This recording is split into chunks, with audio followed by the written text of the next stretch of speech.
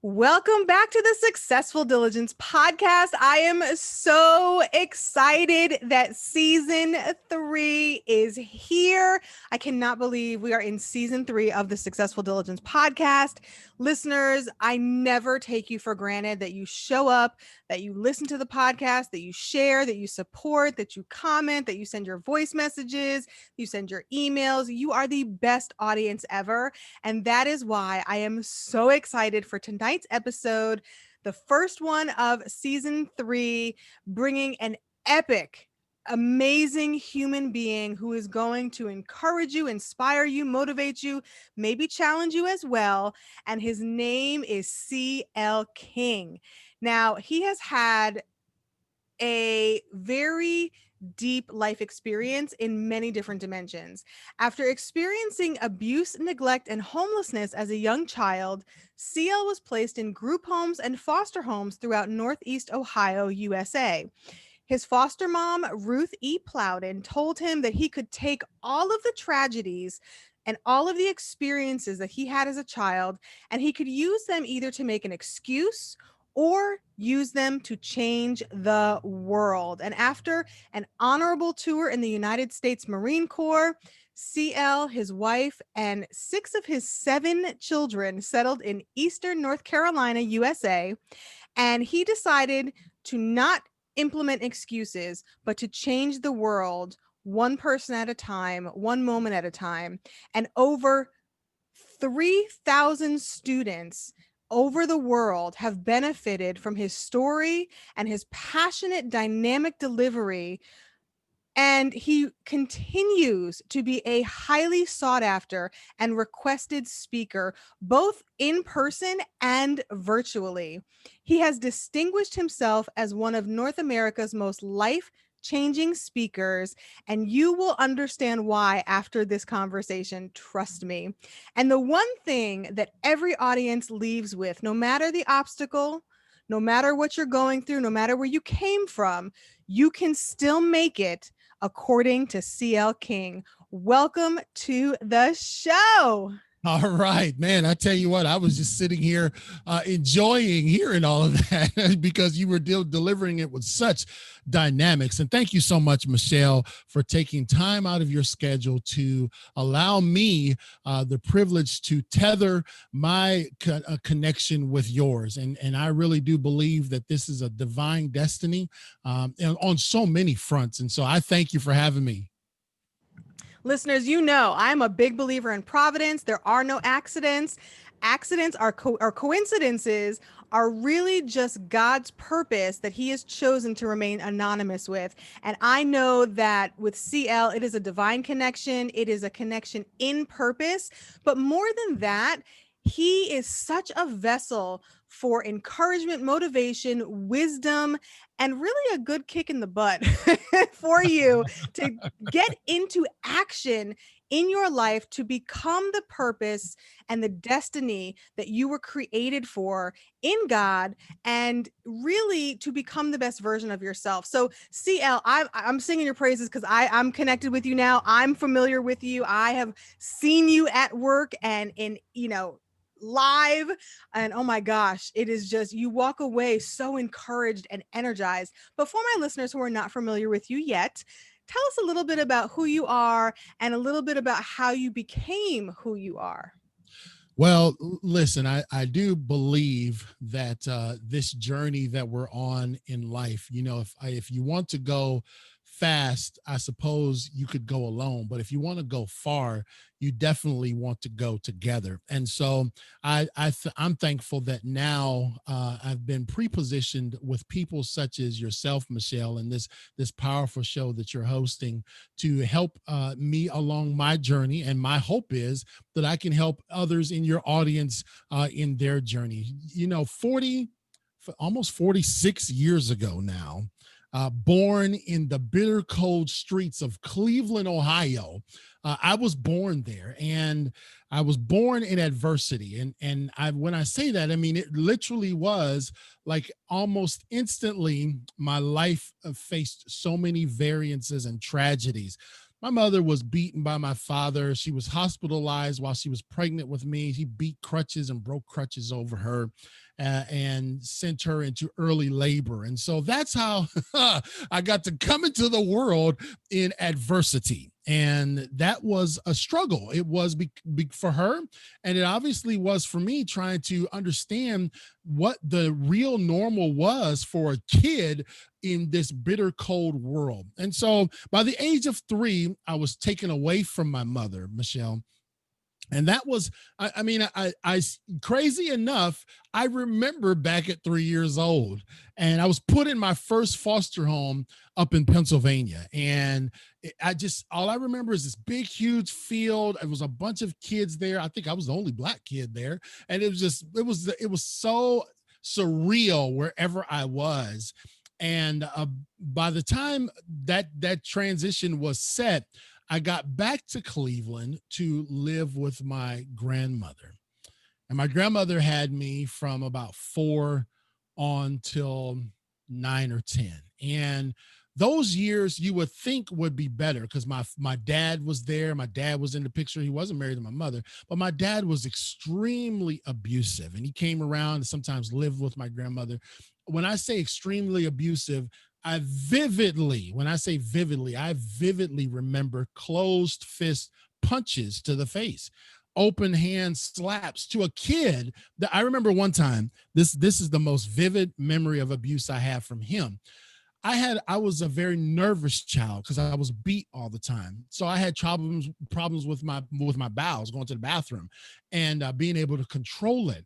And I remember one time I had an accident, and he had filled up the tub, and I was supposed to be. This was back before washing machines was cool. Now, y'all, I was in the tub washing out my underclothes, and he had filled up the tub to the point where he came in there upset because now he's a AME ordained minister, but he's drunk as a skunk every other day, right? So he held me down in the tub under the water. And I'm just like, you've got to be kidding me. This can't be how life is supposed to be. And so that was at his house. And somehow I circumnavigated the globe to get back to my grandmother's house. And I don't know if it was that generation, if it was, because there was a lot of, you got to think about who raised them and the generation before them. And so we're just a couple generations removed from, slavery and how people behaved. So my grandmother had the same problem. It was just different. Like she would put me outside in the cold, in the garage, the detached garage, and she just put me out there and leave me out there all night with the dogs. And I remember bales of hay around in the garage, and I'm just sitting here 6, 7, 8, 9, 10 years old thinking, what in the world, who does this? I was looking outside of myself saying, this cannot be the way it's supposed to be. So I remember my grandmother, as we're talking about how I got to where I am, I'm trying to get there quick. She dropped me off at social services in Cleveland, Ohio. And somehow social services said, okay, you're going to go stay with your mother. Your mother is allowed to have you now. So I had to be maybe around 10 years old. I went to stay with my mother, and it truly was the most cataclysmic time in my life. It was defined truly by the most cataclysmic events that any young kid should ever have to experience. What does that mean? You've got me intrigued. What does that mean? The stuff that my sister and I, because my sister Melinda was there with me, she was a couple years older than me, the things that we were exposed to at that age, I'm talking sexual molestation. I was in the room when my sister was being molested, and I subsequently was molested by people that my mother allowed in the house. Rampant drug abuse and drug addiction, lights out all the time, no power in the house, eating in soup kitchens and homeless shelters, and walking. And Cleveland is not a small town, it's not Mayberry, walking from one side of Cleveland to the other to deliver drug money for my mom. And I watched this as a kid thinking, okay, my dad tried to kill me as a Methodist minister. And here my mom is got all of these struggles and all of these all these things are happening to my sister and I, and it just cannot be. We got beat. When I say we got beat at that place, we got beat bad. And to this day, I'm 46 years old. I still have some of the scars from those beatings on my body. How And long were so you with your mom? just it wasn't very long. It may be a year or two. Let me tell you Okay. how it transitioned. Because that's severe trauma Oh, and abuse and neglect, and I mean that's the cataclysmic is a word, but yeah. when you can sit in the room and I'm working on one book that you're going to help me with. But when you can sit in the room and not knowing, you know, the full breadth of sexuality and think that it's normal for your sister to be getting molested, thinking that's the way it's supposed to be. And so one day, my mother's husband, they called him Shaky. He was some guy. I don't know. He was strung out on drugs, but God bless him. He was my mother's husband, and he went to the soup kitchen and got some food, and then came back with a brownie. This is how it all pivoted, Michelle. He came back with a brownie. Now he left that brownie in the refrigerator. I went in late night and snuck it. You could see my ribs. We were so malnutrition. I went in there and snuck a little corner off the brownie. And it was so good, Michelle. I said, I got to go back and get me another corner of that brownie. Cannot resist the chocolatey goodness. And I teach a lesson on sin about that, but I'll leave that for another time. So I went and I reformed the brownie. I remember reforming it, trying to make it look back like the shape, going back. It was so good. I came back, ate another piece. It was all gone. My mother said, I'm going to beat y'all until someone tells me who ate this brownie. I said in myself and to my sister, who did not tell on me, I said, I will not get another beating in this house. Not one more. We had pigeons living up you could see the pigeons down in the ground and in the rafters in the house, plaster walls that were unfinished, gapes in the floor in this house. It was an absolute, it should have been condemned. I said, listen, I'm not going to stay here and get beat one more day. Now, here's what I'm going to tell you. I'm leaving. I told my sister. At 11 years old, I walked out the front door. I kissed her that morning, kissed my baby sister who had just been born a couple weeks ago. And I walked out the front door, left the front door wide open, and never returned. Now, I survived, knowing having had to have street savvy. I survived continuing the lifestyle of going from soup kitchens and sleeping outside. I survived myself for 6 months until the school system, because I would go to school periodically and they would always give me double breakfasts and double lunches, Michelle, because I was that severely malnutrition. And they said, listen, we got to get this kid out of this situation. Somehow it all came to a head that I was a runaway and I was gone from my mother. They put me in a group home, the Better Way group homes in Elyria, Ohio. First group home I was in, I was 12 at that time. I do remember going there at 12. The guys there were 16, 17 years old, 18 years old. Guess what they did to a young 12-year-old? What they know to do, probably, which is abusive and violent and volatile. Exactly. That's exactly what I was introduced. So every place that I was going in, every dispensation I was entering into, every place that I thought was safe was not safe. Mm. And so I was in that group home. And then I got placed into a foster home, the second foster home. And I was there for a little bit, and circumstances made it to where I couldn't stay there. So they put me back in the Better Way group homes. Now you're talking about, I've seen this stuff happen. It's happened to me, violated a young kid. This is stuff back when you didn't tell, you just didn't speak up about it. And so here I am bouncing back and forth between these places where people are violating me as a person. And I got placed, there was an opportunity for me to get into another foster home. It actually happened to be the mother of the guy whose foster home I was in previously. Her name was Ruth E. Plowden. And Ruth Plowden took me in at maybe 12 and a half, 13. I'm just kind of giving you a general synopsis. And she said, Chris, you can take all of those negative events that happened in your life, the abuse, the drugs, the violence, the homelessness. You can take all of that and you can use it as an excuse, or you can use it to change the world. And so I know you said 3,000, but it's actually 300,000, over 300,000 people that we have I reached. sure enough did misread that. And it's going to Okay. be a million. That's your goal. Without question, over 300,000 people reached in all corners of the globe with a message of no matter the adversity, you still can make it. And you are a living testament to that. But CL, I need So I used to be a clinical social worker. Listeners, you know this. I've My expertise was in child welfare, abuse and neglect, and I dealt with the sex abuse, child death, and severe abuse and neglect. That was my specialty. And in my early years, I dealt specifically with teenagers. So my heart knows and goes out to what you lived through, walked through, and the journey that you experienced, not knowing what that experience is because I didn't walk it myself, but as someone who has walked with others.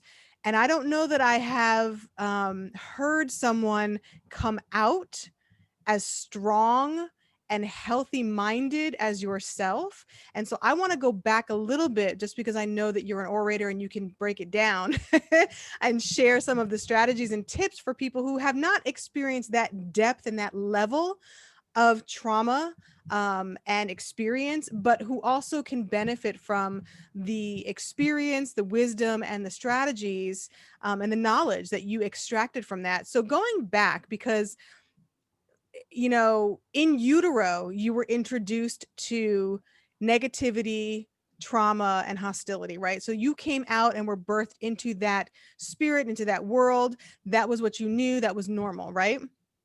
As Mhm. dimensions of trauma and dimensions of abuse and all of the things that come with that, that not only violate and defile a person, but also change you from the original intent of who you were Mhm. birthed to be.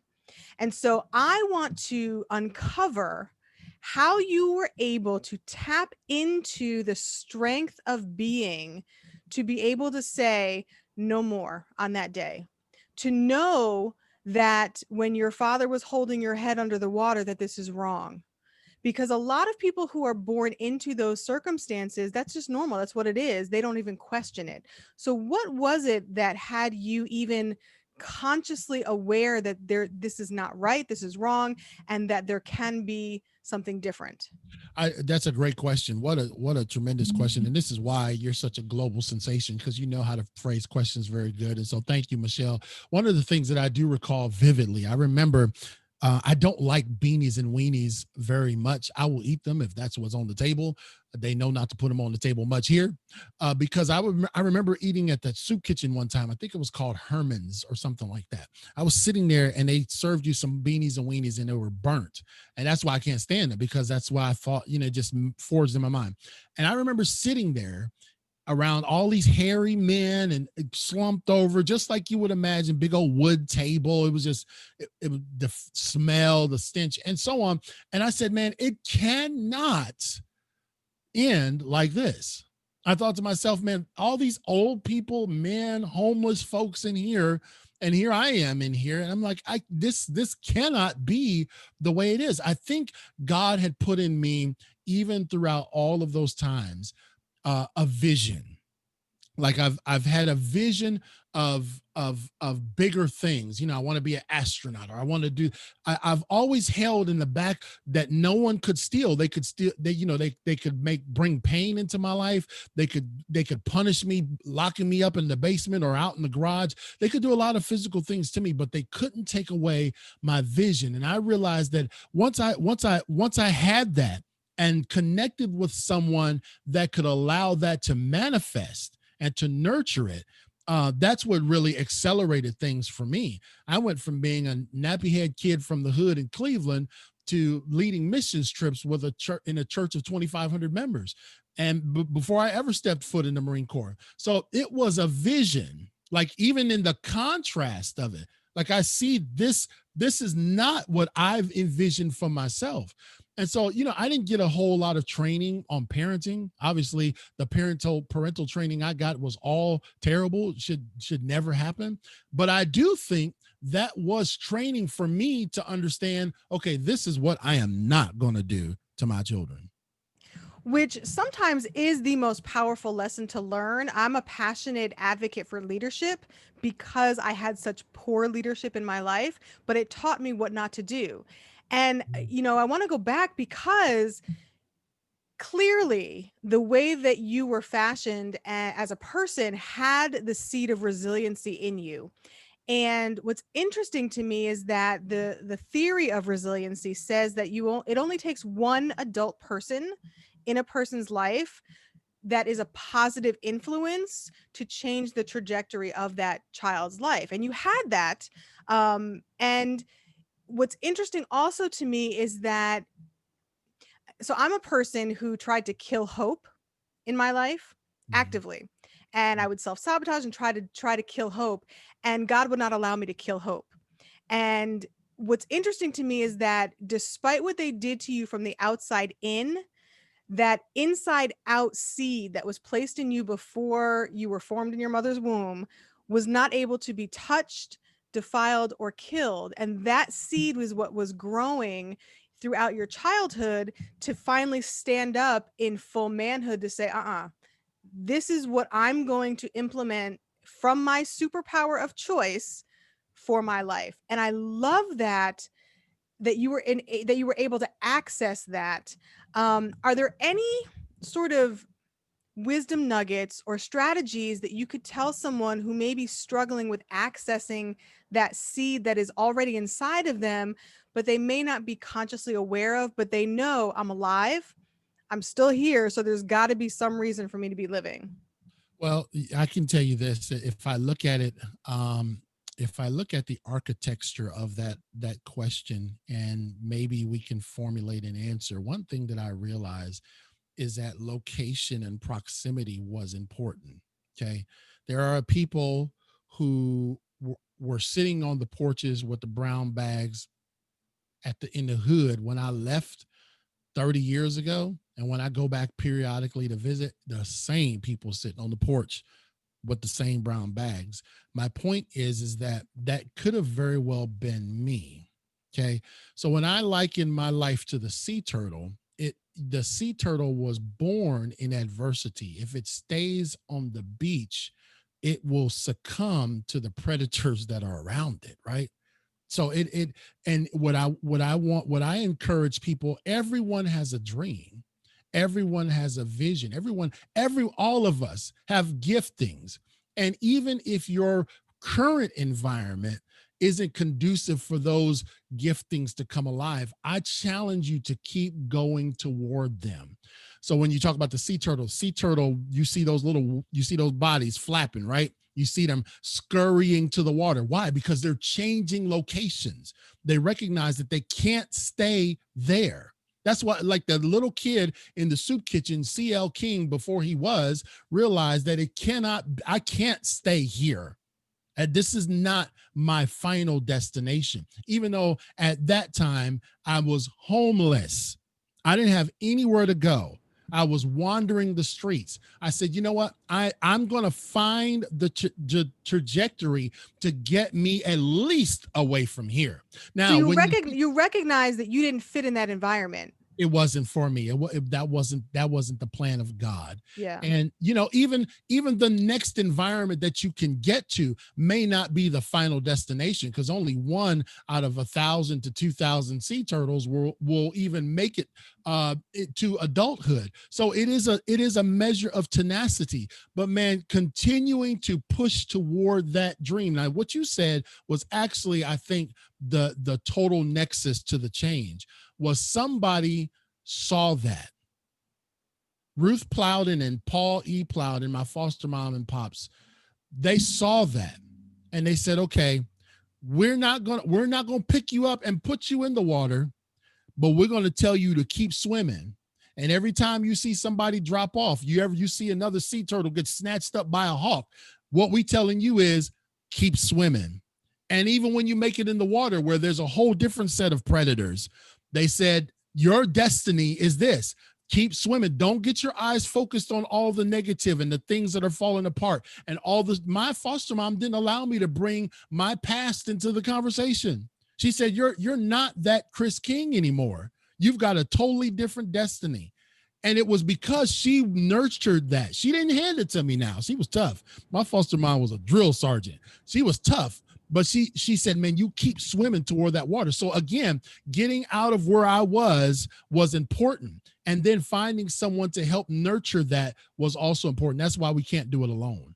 Now let me backtrack, because what's coming up for me here is that, number one, you had to accept her boundaries and format.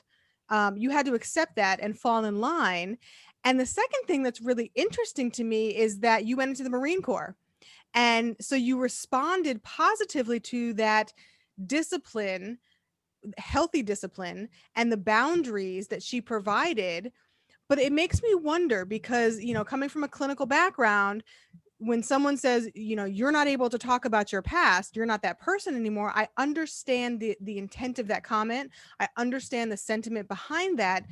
But is there not value to also processing and reframing the narrative of what happened to you, which you did, obviously, because you walked that out, and you eloquently express it.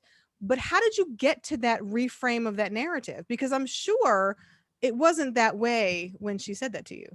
No, you're right. That's a great question. And, I'm in February the 6th, 1975, which is just a few mere mortal weeks away. I'll be turning 46 years old. Welcome to the club. We'll be the same age until July. Yeah, I knew that. I kept dropping that because I knew how old you were.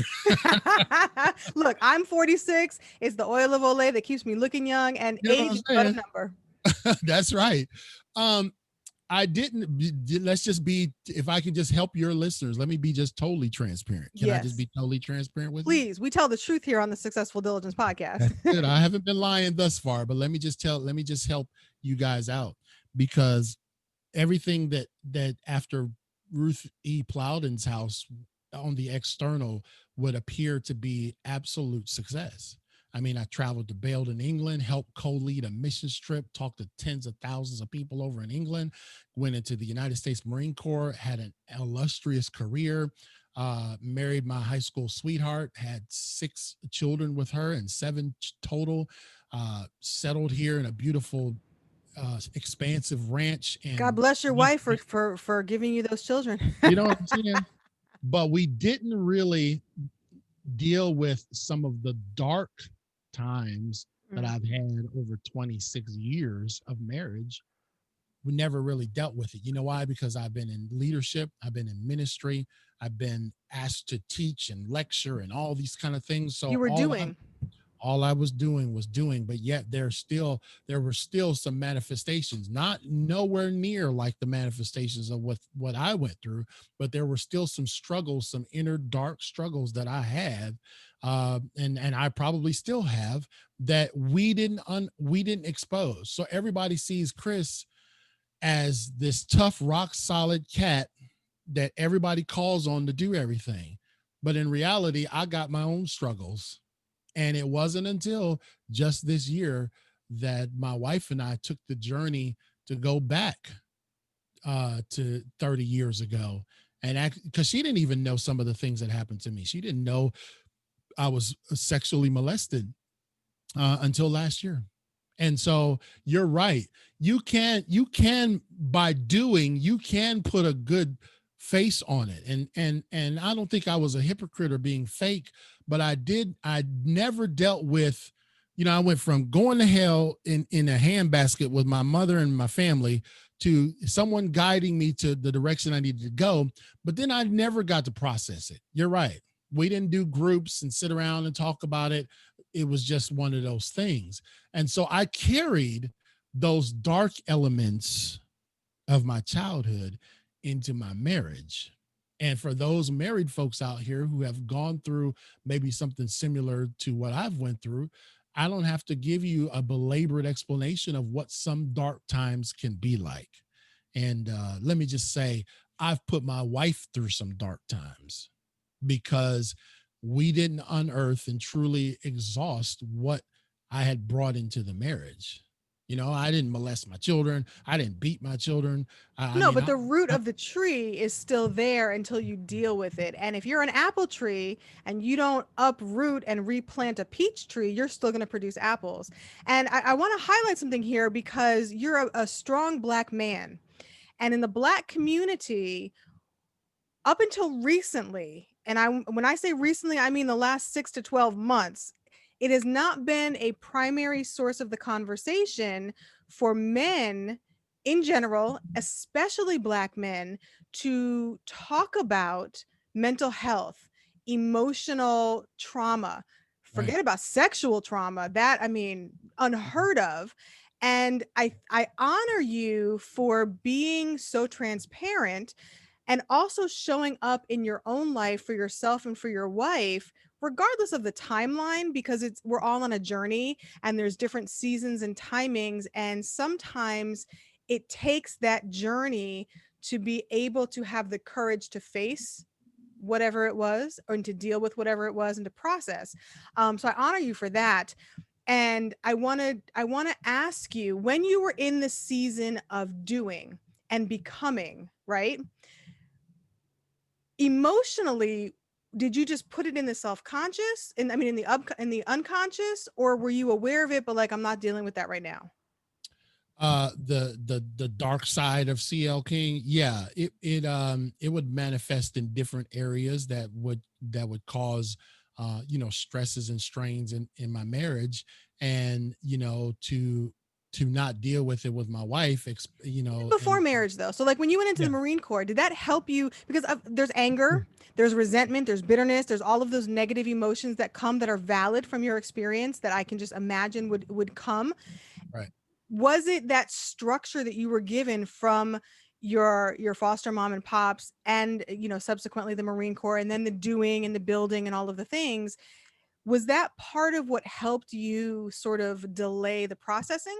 Yeah, keep it together. Absolutely. Because, they say in the Marine Corps, pain is just weakness leaving the body. So you didn't, it was just one of those things. I mean, I didn't hardly go to even sick call the 4 years I was in the Marine Corps. It was just, mission first, mission first, troop welfare second. And so that kind of went in line with my foster mom's approach. She was like, hey, look, you can make excuses or you can change the world. And so when I went in the Marine Corps, that's kind of the way I did. And then right after the Marine, in the Marine Corps, getting married, we began leading major ministries in churches at 19, 20 years old. And so it was always about others and helping and building and all that. And so I had that structure. I had that foundation. I believe God also helped keep everything level. But then as marriage went on and as time went on, we started seeing more of these um, uh, little nicks in the armor. You know what I mean? We started seeing more of these little leaks of the exterior, and it's like, well, wait a minute. You're supposed to be this internationally known, blah blah blah, and you got this is a problem. Yes, you know why it's a problem? Because it's been a problem the whole time. Y'all just didn't know it. Right, and the humanity of who you are peeps through. For me, the image that I get, I'm sort of visual sometimes with metaphors, listeners. You put up with me so well, but it's almost like a balloon. And over the years, the structure allowed little air to hiss out, and then it got to the point where this balloon was going to pop in your face if you didn't deal with it. And so, did you, because obviously your mindset is so strong, and your self narrative in terms of attaching the meaning to what happened, you reframed that for a positive and for purpose. How did you do that? Was it through talk therapy? Was it through releasing it physically from your body? Was it through, I mean, how did you do that? Well, if you're talking about most recently, as opposed to, because I don't think I don't think I had the absolute victory over it until this year, because I think my wife needed to go on the journey with me. You understand?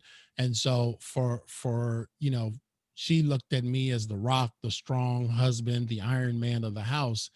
And for us to be able to spiritually walk through the path that she didn't really know, this The kind of landmines. this kind of illuminated for her, and really reshaped our whole marriage. We've been married This is 26 years, and we're dealing with it in year 25.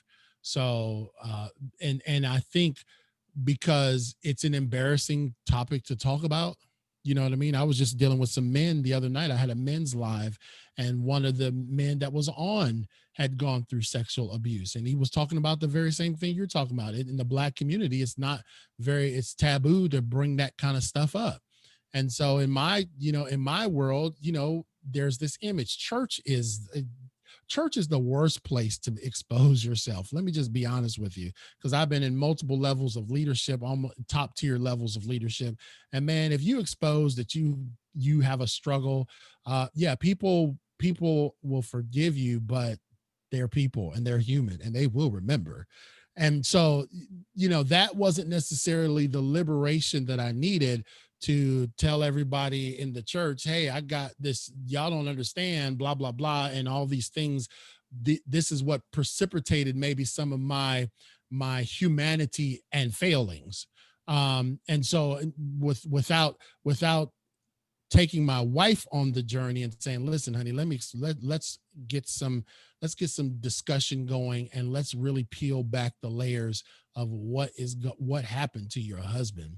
And when she heard this, it was like, okay, our marriage, our relationship all started over, because it's like, okay, so now this is why, and this is so now we can go through this together, as opposed to you trying to, subvert the truth Or and do it all alone and try keep to in the do it all doing alone. mode. So there's another That's level right. of intimacy and dimension of intimacy between the marriage that you now can access together, which is how it's supposed to be. So, we could talk forever, and I've got to have you back on the show, because we didn't even get into what you do and how you impact, and the 24/7 and your gear, like all the things that you do now, and who you are showing up in the world as today. So I definitely have to have you back. Non-negotiable. You're coming back on.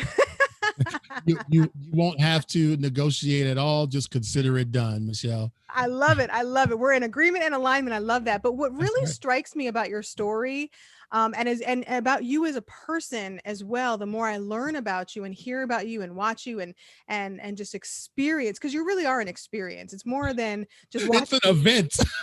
Because I mean, the energy and just who you are and who you show up as in the world is such a gift, and it really is an experience. And listeners, when I encourage you to keep walking and be the best version of yourself and release the gift of who you are, Chris is a perfect example of, he just shows up as himself, and the gift and the light and the energy, that is what he releases to the world, that benefits so many people. And you have a same unique gifting and talent. You just have to access it and tap into it.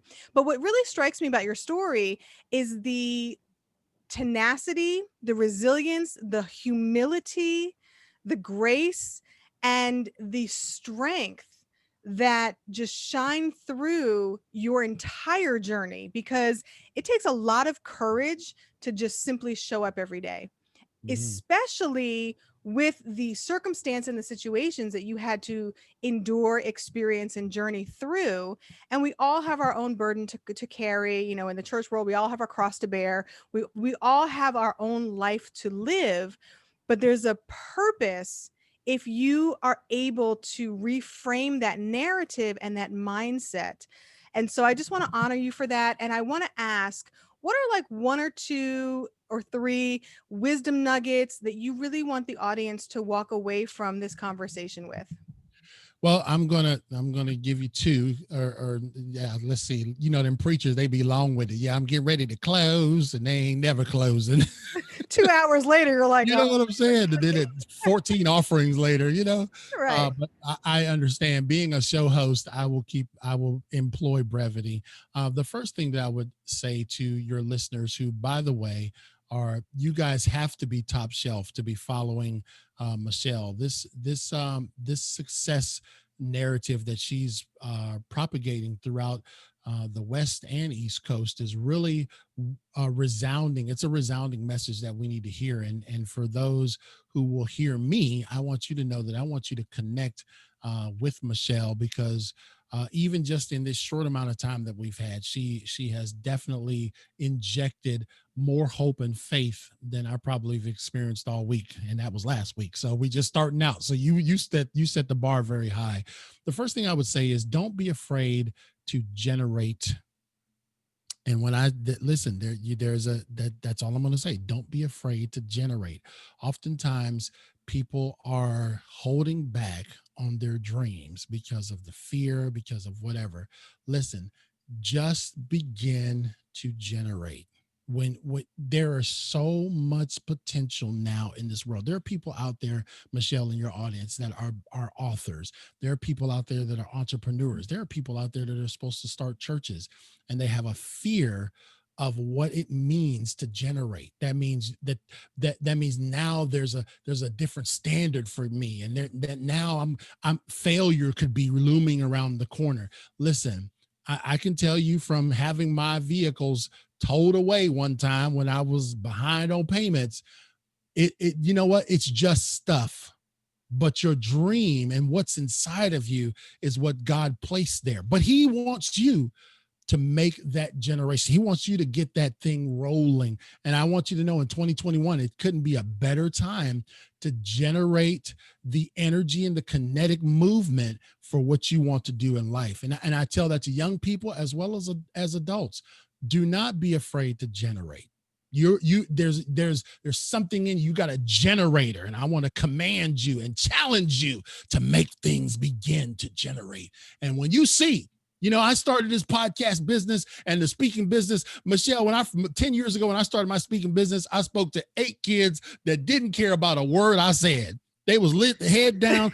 I ate some old gross lunch at some school, and nobody introduced me with some, flowing pageantry. Nobody cared about who I was. I wasn't on no marquee, and that's okay.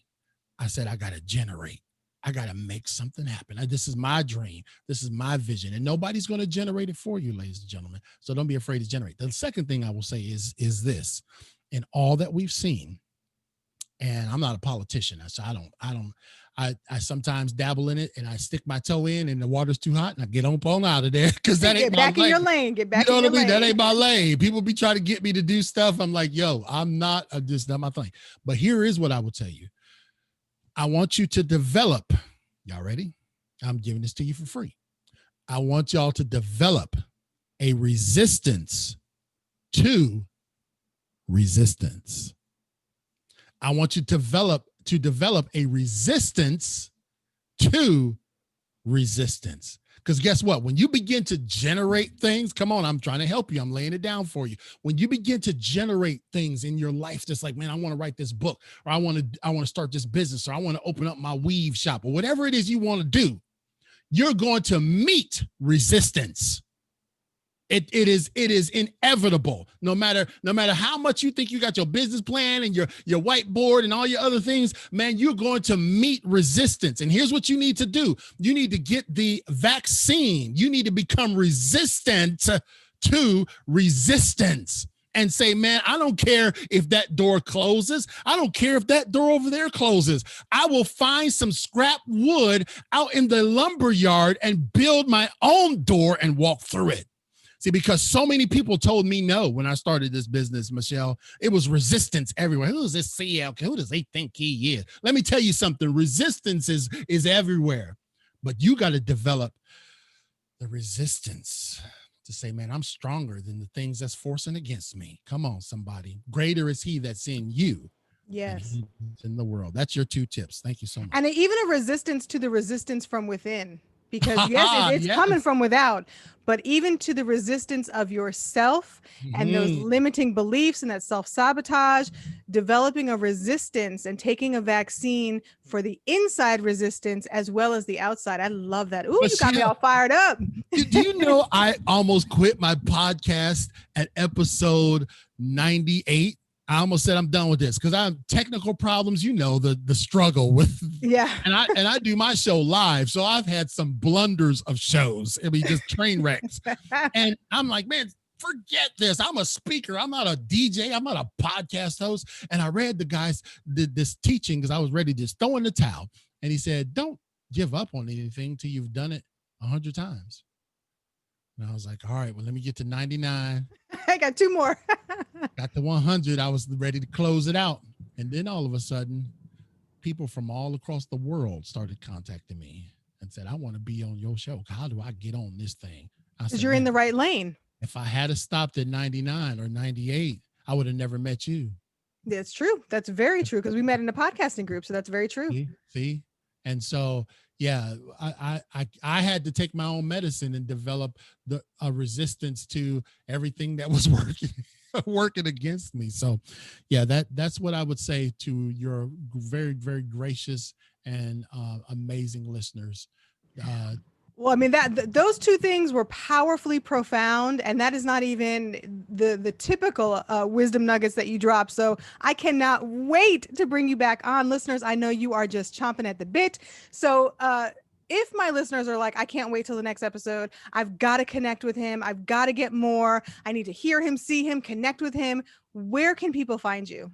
Man, it's so simple. It's just clkingspeaker.com.